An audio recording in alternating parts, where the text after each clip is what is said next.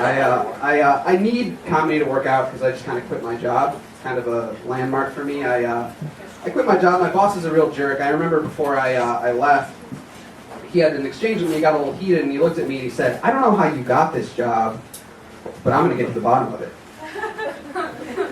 Yeah. And then I remember, I was pretty offended at first, and then I remembered, he gave me this job. So, right? He's responsible at the end of the day, so I went from being offended to being a little bit concerned about him. I was thinking, like, well, if he forgets stuff like this, I mean, what else does he forget? Is he at home, cooking breakfast? A few minutes go by, and a few more minutes go by. Oh, fuck, who burnt my eggs? Who just destroyed my feast? Who did this? What an asshole. Or is he at Costco? Is he at Costco and he just whips into a handicapped parking space and he comes out with his industrial-sized thing of Cheetos and he says, "Who parked in my spot? Who parked in that handicapped parking space? That's wrong. Who did? What an asshole." Or does he, who beat my wife? Who did it? We got through it. We got through that domestic disturbance. Yeah, but I can't get hung up on stuff like that. It's just not a time to be depressed. It's too great. There's too much cool shit out there. Life is too short, and it's too fun right now.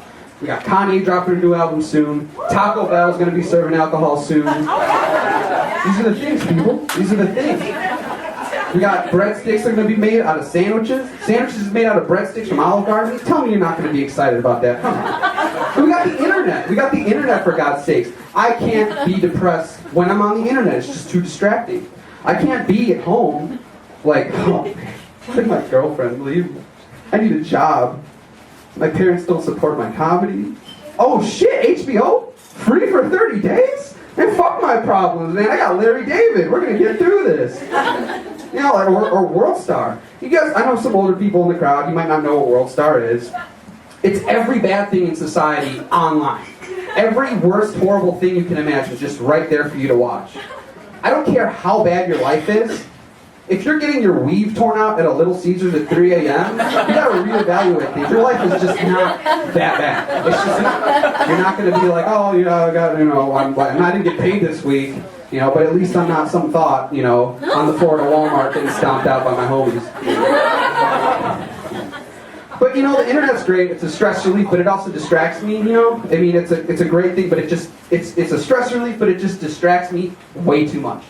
I get distracted really easily, and the internet doesn't help. The internet is something millennials need. The internet went out in my apartment earlier today, and my roommates and I, we just lost it. You would have thought the sun got blocked out, right? It's, oh no, what are we gonna do? I can't email someone. I can't check the scores. It does more harm sometimes because I'll be in class too. I mean, I'll be in class, I get distracted so easily, I'll be thinking, I can't even pay attention to an answer to a question I asked. I can't. I'll be sitting there, man, you just asked a dope question. How'd you think of a question that dope? Man, and your shoes are fly, and extra white. Man, I wonder who's getting their weave torn out on World Star.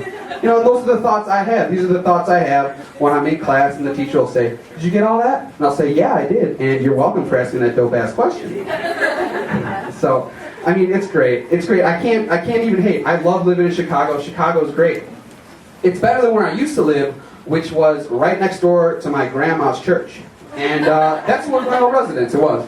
And I don't know how your grandmamas do, but my grandma puts in work at Mass. She is there too much. She's too committed. She does 2-a-days at church. She doesn't sin that much.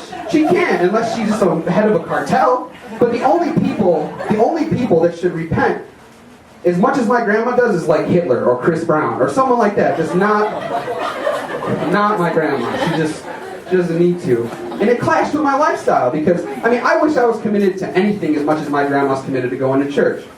I can't really think of anything besides maybe like smoking weed or listening to hip hop. Those are like the two most committed things I am right now. And it clashes.